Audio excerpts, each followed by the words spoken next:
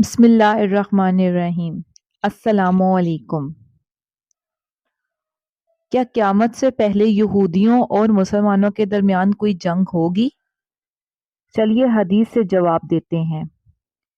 نبی صلی اللہ علیہ وآلہ وسلم نے ارشاد فرمایا، قیامت سے پہلے مسلمانوں اور یہودیوں کے درمیان جنگ ہوگی اور مسلمان یہودیوں کو قتل کریں گے اور یہودی پتھروں کے پیچھے اور پہاڑوں کے پیچھے چھپیں گے، اور پہاڑ اور پتھر یہ کہیں گے کہ میرے پیچھے یہودی چھپا ہے، اسے ختم کر دو، سوائے ایک درخت کے جس کا نام گرہد ہے، وہ نہیں بتائے گا کیونکہ وہ یہودیوں کا درخت ہے۔